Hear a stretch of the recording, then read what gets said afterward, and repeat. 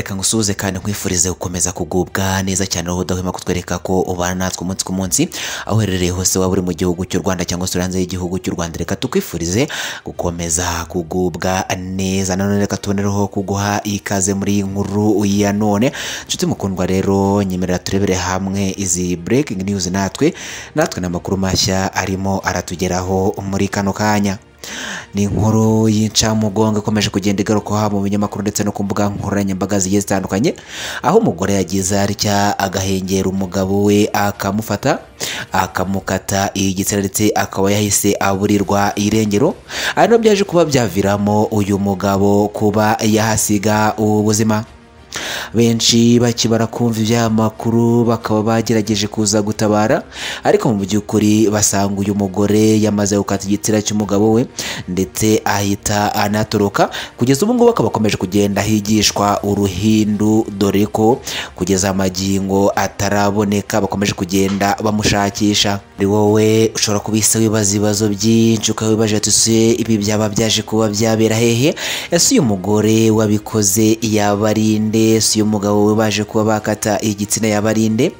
Ese ubuyobozi bwa butangaza iki ku marorerwa cyangwa se amahano yaje kuba yakorwa n'uyu umugore? Byose rukomeje kugenda wibaza ukaza kuza kubisobanukirwa muri iyi nkuru ya none. Icyo tugusaba ni ukudutega amatwi ubundi ukagera ku musozi w'inkuru ubundi ukaza gusobanukirwa neza ibyamakuru akomeje kugenda ababaza benshi ndetse akomeje kugenda agarukaho haba mu binyamakuru ndetse n'imbuga nkoranyambaga zigiye zitandukanye. Ikaba ari inkuru ikomeje kugenda iyi trendinga ibabaza abenshi.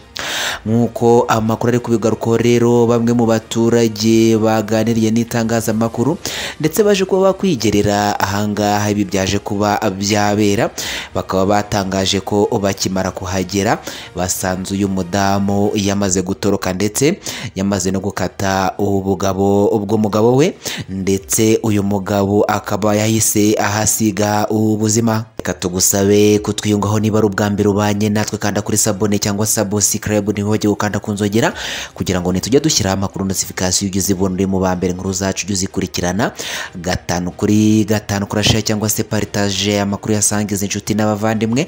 Ikindi ntiwibagirwe gukora like kujya hasi muri comment usiga igitekerezo cyawe kuko nacyo ni ingenzi cyane.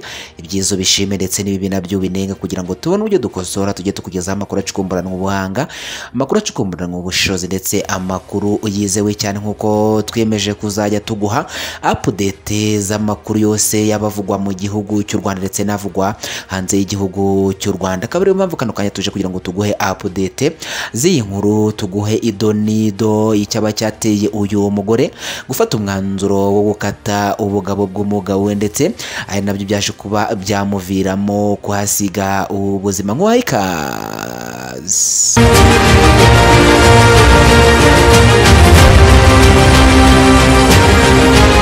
Nkuko twari tubikomojeho, ni inkuru iri kuriza benshi, ni inkuru iri kugenda igarukaho cyane haba mu binyamakuru ndetse no ku mbuga nkoranyambaga zigiye zitandukanye. Ni inkuru iri kuriza abatari bakeya.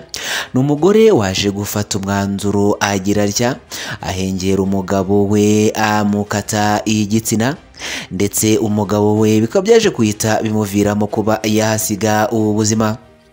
Benshi bakimara kumva ibyamakuru bakaba bacitse ururondogoro ndetse bamwe bakaba bakomeje kugenda basaba ko uyu mudamu yakomeza gushakishwa ndetse agafatwa agashyikirizwa inzego zibishinzwe zikamukurikirana, akaba yaburana ndetse agakatirwa agafungirwa kino cyaha yaje kuba yakora, kuko iki cyaha ari icyaha cy'ubugome bw'indengakamere. Bamwe mu baturage baturanye n'uyu mugore waje gukora aya mahano cyangwa se waje gukora aya marorerwa bakaba batangaje ko bababajwe n'ibyo yakoze ndetse baje no gutungurwa no kuba yafashe umwanzuro wo gukata igitsina cy'umugabo we.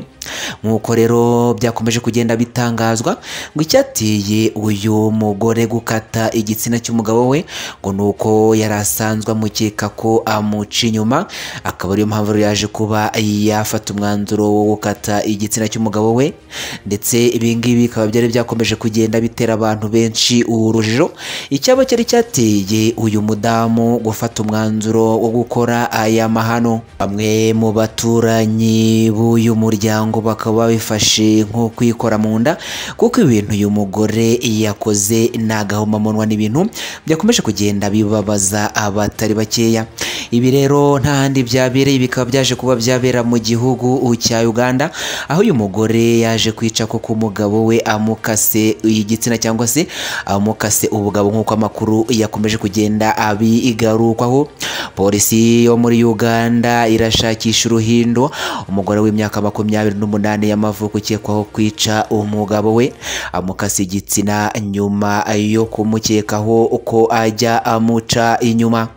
Ibi ngibi bikaba byabaye ku cyumweru tariki ya 21 Nyakanga umwaka wa 2024, ubwo uyu mugore yakataga igitsina cy'umugabo we witwa Rigani Karamaji wari ufite imyaka nawe 28 y'amavuko, wari utuye mu karere ka Cyotera mu majyepfo y'igihugu cy'Ubugande. Nta handi rero byabereye, byaje kuba byabera muri kino gihugu cy'abaturanyi cyangwa se iki gihugu cy'Abagande. Bakaba rero ngo bari batuye mu mujyi wa Mutukura. Iyi ni inkuru iri kugarukwaho mu binyamakuru, ku mbuga nkoranyambaga. Abantu benshi bakaba bacitse ururondogoro bakimara kumva aya mahano uyu mugore wo muri kino gihugu cy'abaturanyi cya Uganda yaje kuba yakora, ndetse abenshi bakaba bakomeje kugenda bamunenga bavuga ko afite umutima wa kinyamaswa. Ibintu yaje kuba yakora ari ubugome bw'indengakamere, kwa kuba yafatwa agahanwa, akaba yakatirwa igifungo, agafungirwa iki cyaha yaje kuba yakora. Daily Express yatangaje ko umuyobozi umujyi wa Mutukura David Mujasi yatangaje ko ibi byabaye nyuma y'uko abo bari bamaze igihe mu rukundo, ariko umugore agakeka ko umugabo amuca inyuma, ariyo mpamvu rero ngo yaje kuba yafata umwanzuro wo gukora aya mahano. Yagize ati bashwanye mu ijoro ryo ku cyumweru ubwo bari bavuye mu kabari, umugore afata icyuma agikuye mu gikoni akata igitsina cy'umugabo we. Ari nabyo byari byakomeje kugenda bitera abantu benshi urujijo, icyaba cyari cyamuteye gukora aya mahano.